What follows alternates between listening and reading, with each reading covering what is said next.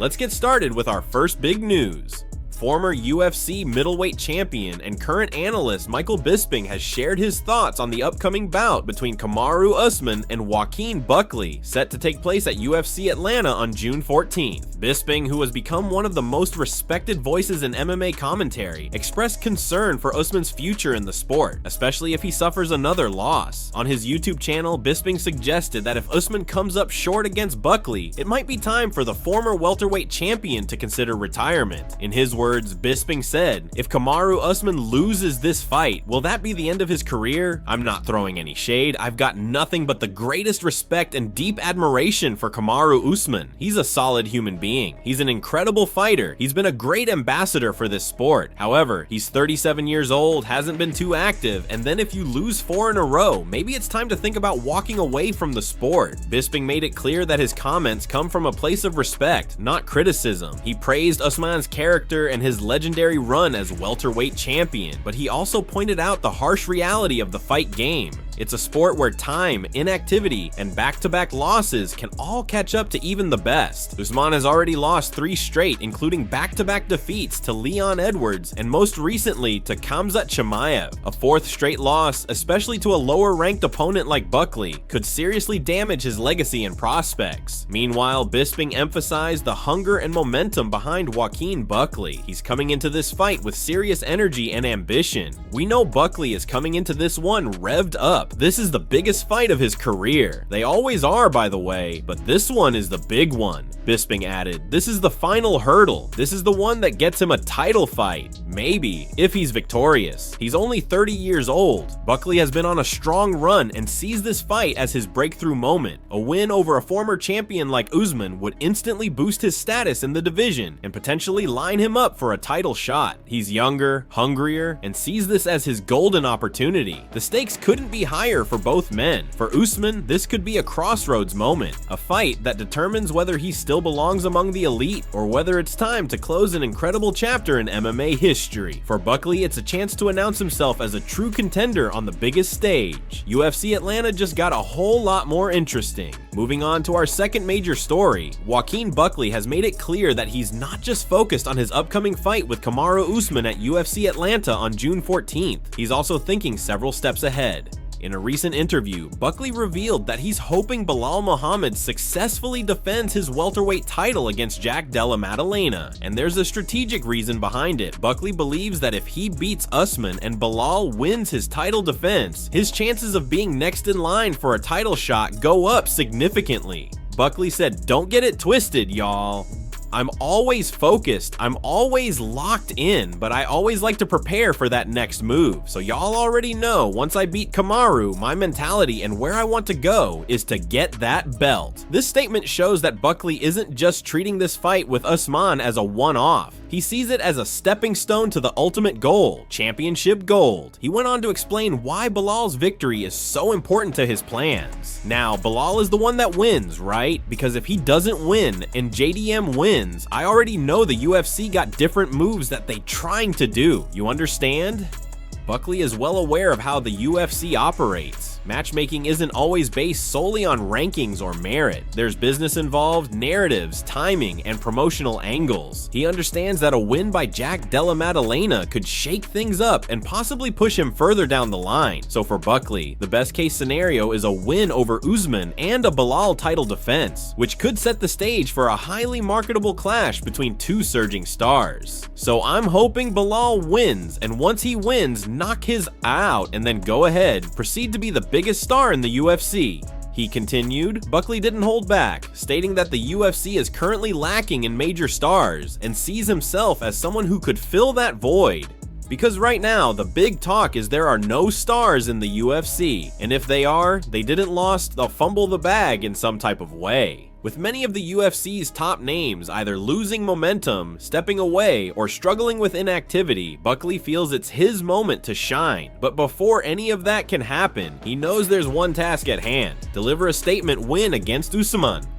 So I really feel like, man, this is my opportunity to really show up and show out. But yet again, bro, I gotta go into that cage, man, get my hand raised. But not only get my hand raised, go out there, man, and dominate this man and get the knockout that I know I can get. If he follows through, the path to a title shot and then potential superstardom might be right around the corner. Moving on to another major story. Daniel Cormier believes that the BMF belt may retire along with Dustin Poirier after UFC 318. As many fans already know, Poirier is scheduled to face Max Holloway for the baddest motherfracer title in what will officially be his final fight inside the UFC octagon. According to Cormier, if Dustin Poirier walks away victorious, he may very well take the BMF title with him, putting an end to what's become one of the most unique and talked about belts in mixed martial arts. Cormier spoke candidly about the implications, stating, "It's a problem, but also can be a great thing, right? There is a certain section of the mixed martial arts community that thinks the BMF title is only a gimmick. I understand that. You and I like it, but they think it's a gimmick and it needs to be done away with." That divide among fans and analysts has existed ever since the belt was first introduced in 2019 for Nate Diaz versus Jorge Masvidal. While some saw it as a fun, symbolic accolade for fighters known for grit, others dismissed it as a promotional stunt with no real value. But for Cormier, there's real value in the title, and letting it disappear now might be a wasted opportunity. He continued,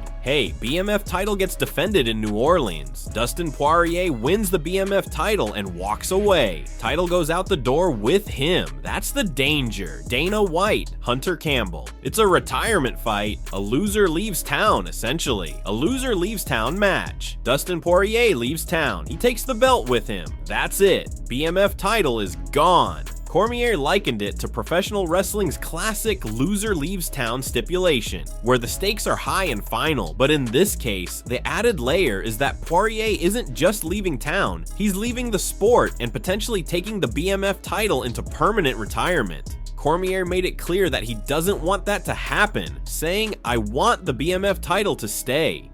If it's on the line, and if the guy wins it and he says, 'Hey, I'm taking my lunch pail, I'll see you next time,' BMF title goes out the door." His concern is that once Dustin Poirier retires with the belt, the UFC might choose not to reintroduce it again, especially with the divisive opinions it already stirs up.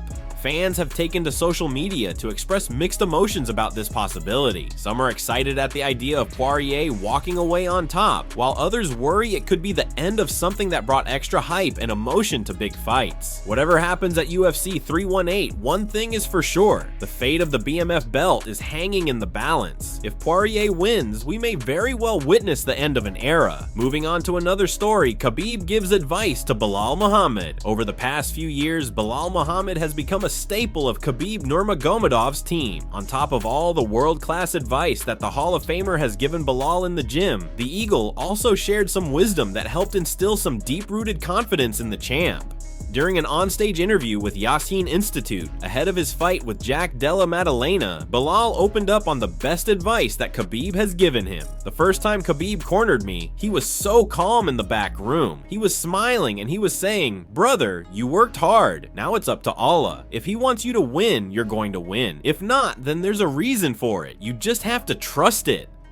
And it just put like a sense of confidence inside of me, where it just frees you. Free yourself from the result. I'm not afraid of getting embarrassed. I'm not afraid of losing or getting beat up, because if it does happen, it's meant to happen." He also opened up on how he got into MMA, explaining that after college, a Facebook post from one of his old coaches changed everything. "I was going to college and I wanted to be a lawyer. I didn't plan on playing sports. I thought I would make it to the NBA, but I wasn't tall enough. I saw a post from my old wrestling coach Lewis Taylor on Facebook. I saw him fighting. I messaged him and he invited me to the gym. I started learning. I fell in love with the sport. The rest, as they say, is history."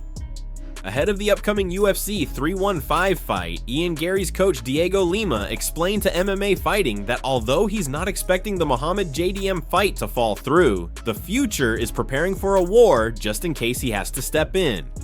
"We have to train for a war, to train as if we're fighting. The moment you're the backup fighter, that fight can get canceled." The important thing right now is to recover from the injuries, get some rest, and then go back to light training after 4 or 5 days. Move the body in training, do some light sparring. It's difficult because you have to train everything in time. They have two completely different styles. Fighting Bilal is one thing, and fighting Madalena is totally different.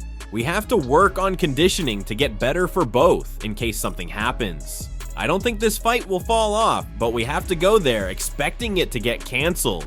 While the fight is less than 2 weeks away now, as we've seen in the past, until these two fighters are in the octagon, anything can happen. Moving on to another update in the light heavyweight division, Johnny Walker has nothing but praise for Magomed Ankalaev, the man who handed him a brutal knockout loss last year. Despite being on the receiving end of a highlight reel finish, Walker has shown zero signs of bitterness and, instead, gave full credit to Ankalaev for his skill and dominance in the octagon. Appearing on the Versus podcast with coach Eric Nixick, Walker took time to reflect on his recent battles and gave a surprisingly respectful and humble assessment of the current top contender. He stated, "He's just very, very technical. You know, this is high level. He's been training for a long time, and he was just good." These are powerful words coming from someone who has fought the best of the best and knows firsthand what it's like to stand across from elite talent. Walker faced Ankalaev not once, but twice. Their first encounter ended in a controversial no contest due to an illegal knee that left fans disappointed and eager for closure. That closure came in their rematch this past January, where Ankalaev decisively knocked Walker out in the second round. Despite the tough loss, Walker showed nothing but class in acknowledging the level of his opponent.